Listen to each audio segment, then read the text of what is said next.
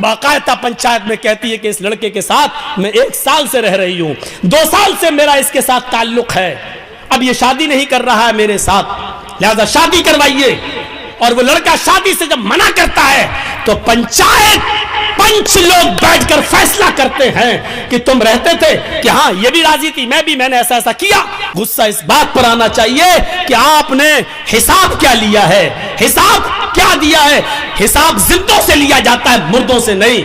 आप मदरसे का कमेटी है, हिसाब लीजिए। हम जो चंदा देते हैं बताइए कहां खर्च करते हो, कहां लगाते हो, बच्चों पर कितना खर्च होता है, ये हिसाब लेने की जिम्मेदारी आप देते हैं तो आप लीजिए इसका हिसाब। मदरसे वालों को हिसाब देने में शिकायत नहीं होनी चाहिए। तुम कौन होते हो हिसाब लेने वाले? हजरत उमर फारूक जब अमीरुल मोमिनीन बनाए गए और मिंबर पे खड़े होकर खुतबा देने लगे, जैसे उन्होंने अल्हम्दुलिल्लाह कहा, एक नौजवान मजमे में खड़ा हो गया, कहने लगा उमर खुतबा नहीं देने दूंगा। कहा क्यों? पहले ये बताओ, आज नया कुर्ता पहनकर आए हो, ये नई कमीज पहन के आए हो, ये नई कमीज तुम्हें कहां से मिली है? तुम्हारी तनख्वाह तो बैतुल माल से इतनी नहीं है कि उसमें तुम नया कपड़ा सिला सको। आज ये नई चादर तुम्हारे जिस्म पर मैं देख रहा हूं, ये कुर्ता, ये कमीज तुम्हारे पास कहां से आया? हजरत उमर जवाब देते हैं कि इसका जवाब मैं नहीं दूंगा, मेरा बेटा देगा। आए मेरे बेटे उठो और जवाब दो कि ये नई कमीज, नया कुर्ता कहां से आया? बेटा उठता है और जवाब देता है, आए लोगों सुनो, बैतुल माल में बहुत सी चादरें आई हुई थी और उन चादरों में सबको मुसलमानों में बंटना था। तो वो चादरें जब बटी तो सबको एक एक चादर मिली, मेरे बाप को भी उसमें एक चादर मिली, सबको एक एक चादर दी गई, मेरे बाप को भी एक चादर मिली। उसी चादर की इन्होंने कमीज बना ली। हजरत उमर ने कहा नौजवान क्या अब मैं खुतबा दे सकता हूं?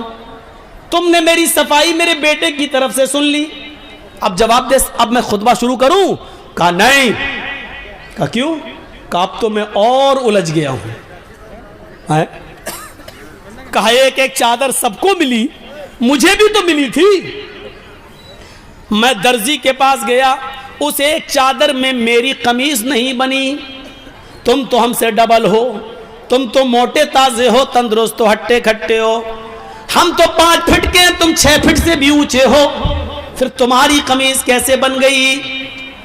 हजरत उमर ने कहा बेटे इसका भी जवाब दो।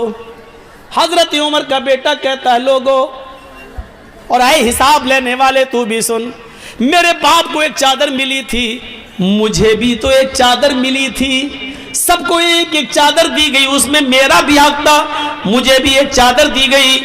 मैंने अपने बाप की कमीज में कई जोड़ लगे हुए देखे, पैबंद लगे हुए देखे, तो मुझे अपने बाप की कमीज पर बड़ा अफसोस होता था कि मेरे बाप के पास कोई कपड़ा नहीं है। तो मैंने अपने बाप को अपनी भी चादर दे दी, अपनी चादर और मेरी चादर, दोनों चादरें मिलाकर मेरे बाप ने कमीज बना ली।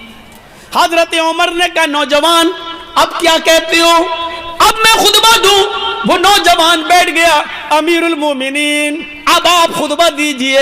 अल्लाह की कसम मुझे फख्र है कि मेरा अमीर ऐसा है कि जिसने अमानत में खयानत नहीं की है, जिसने एक पैसे की भी अमानत में खयानत नहीं की है, कपड़े के एक तार की भी अमानत में खयानत नहीं की है। अब आप खुतबा दीजिए।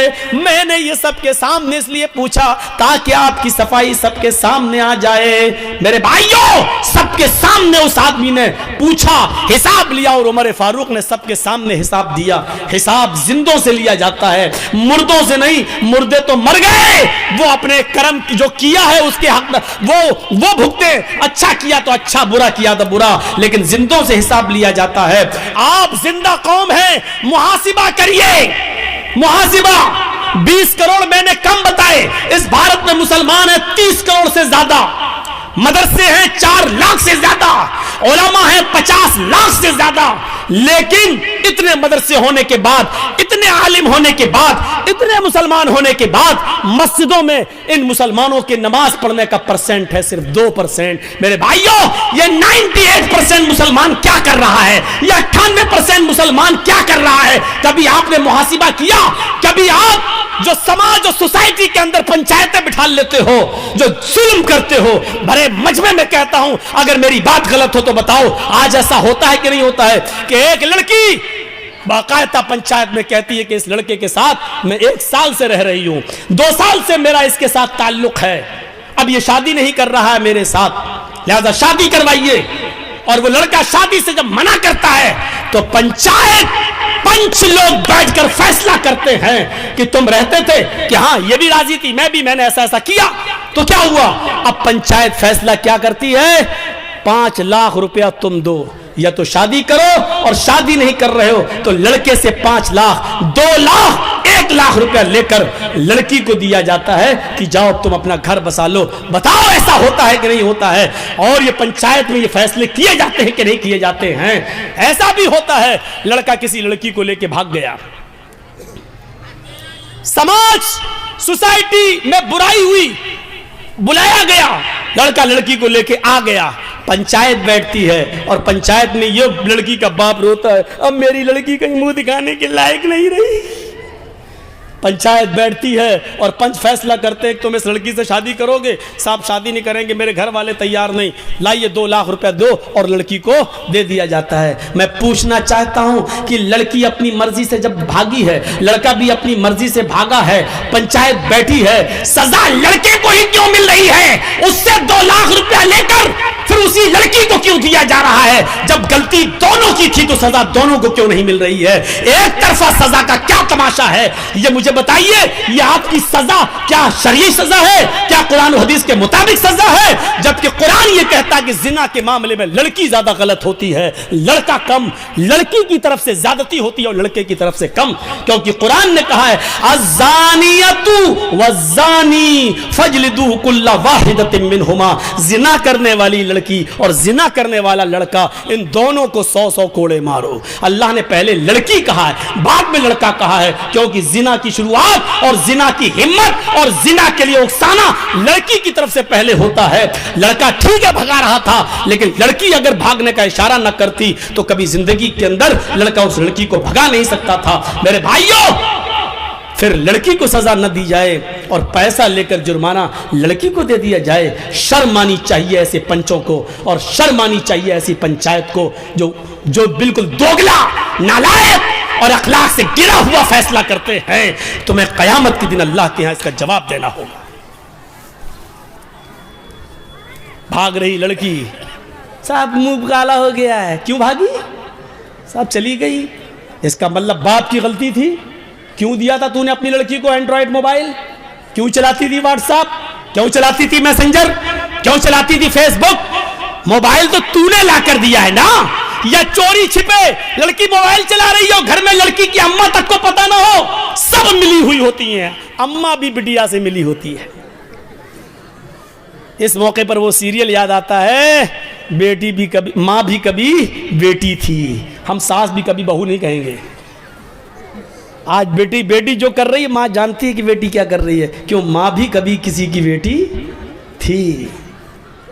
सर्दियों के लिए तो लड़कियां दुआ मांगती, अल्लाह जल्दी सर्दियां आए। क्यों मालूम है क्यों?